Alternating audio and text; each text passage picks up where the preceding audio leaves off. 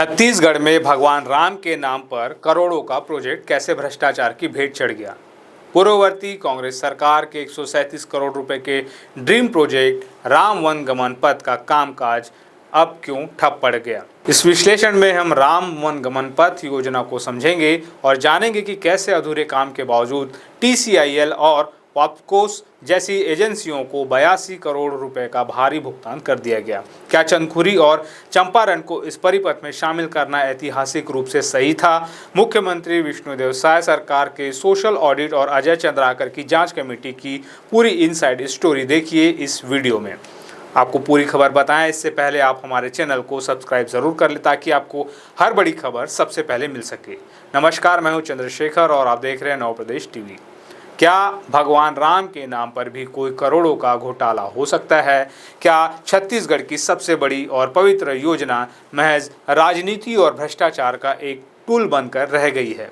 आज हम एक ऐसे विषय पर बात करने जा रहे हैं जो न सिर्फ छत्तीसगढ़ की राजनीति को हिला रहा है बल्कि हमारी आस्था और इतिहास पर भी गंभीर सवाल खड़े कर रहा है।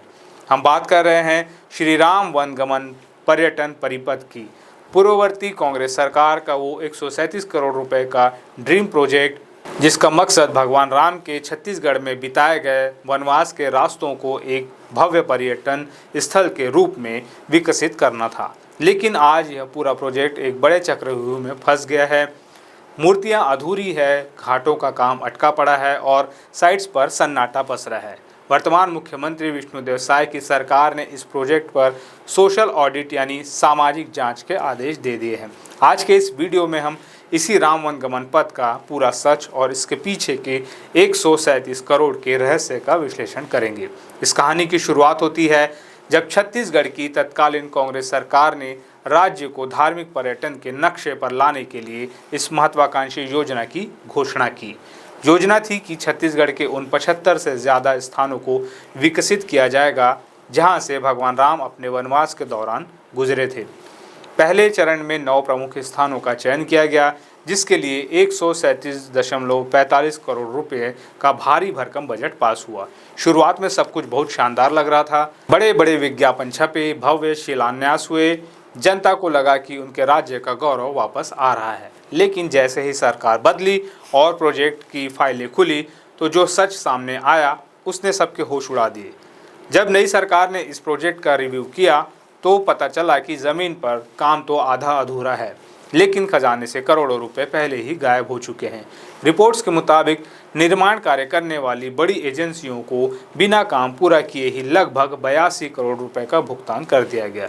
सोचिए दोस्तों, 137 करोड़ के प्रोजेक्ट्स में से 77 करोड़ रुपए तो तब जारी कर दिए गए जब प्रमुख साइट्स पर ईंटें भी ठीक से नहीं रखी गई थी।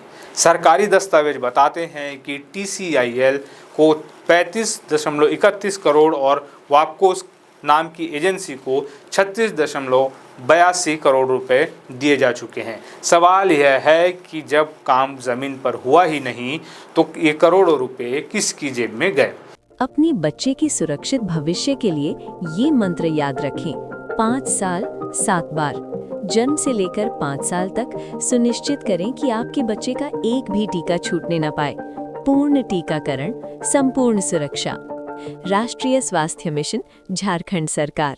आइए अब जमीनी हकीकत और डेटा पर नजर डालते हैं। जांच की वजह से 9 प्रमुख स्थानों पर काम पूरी तरह ठप है। चंदखुरी में पार्किंग, कैफेटेरिया और बैंकिंग सुविधाओं का काम अभी तक अधूरा है। शिवरीनारायण में दीप स्तंभ और घाट विकास का काम अधर में लटका है। राजिम में लैंडस्केपिंग और अंडरग्राउंड ड्रेनेज का अता पता नहीं है और सिहावा में कॉटेज और यज्ञशाला का निर्माण रोक दिया गया है। पर्यटन और संस्कृति मंत्री राजेश अग्रवाल का कहना है कि सोशल ऑडिट की जांच के लिए कमेटी गठित की गई है और पारदर्शिता बहुत जरूरी है। लेकिन मामला सिर्फ पैसों की हेराफेरी तक सीमित नहीं है। इस प्रोजेक्ट पर अब ऐतिहासिक और धार्मिक तथ्य के साथ छेड़छाड़ का भी गंभीर आरोप लगाया जा रहा है। भाजपा के वरिष्ठ विधायक अजय चंद्राकर की अध्यक्षता में एक हाई प्रोफाइल कमेटी इस पूरे प्रोजेक्ट की जांच कर रही है। अजय चंद्राकर ने एक बेहद अहम और चौंकाने वाला सवाल उठाया है।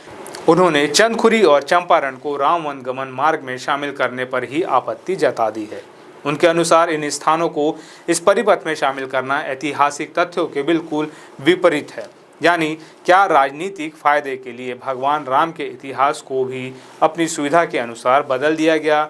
अगर ये आरोप सच साबित होते हैं तो यह न सिर्फ छत्तीसगढ़ की जनता के साथ बल्कि उन लाखों श्रद्धालुओं की आस्था के साथ भी एक बड़ा धोखा होगा जो इन स्थानों को पवित्र मानकर दर्शन करने आते हैं। 137 करोड़ रुपए का यह राम वन गमन पथ प्रोजेक्ट अब महज एक राजनीतिक अखाड़ा बन चुका है। जो योजना राज्य के पर्यटन और संस्कृति को बढ़ावा देने के लिए थी, वह अब भ्रष्टाचार की फाइलों में दब कर रह गई है। जनता के टैक्स का पैसा कहाँ गया और ऐतिहासिक तथ्यों के साथ क्या वाकई खिलवाड़ हुआ, यह तो सोशल ऑडिट की पूरी रिपोर्ट आने के बाद ही साफ होगा।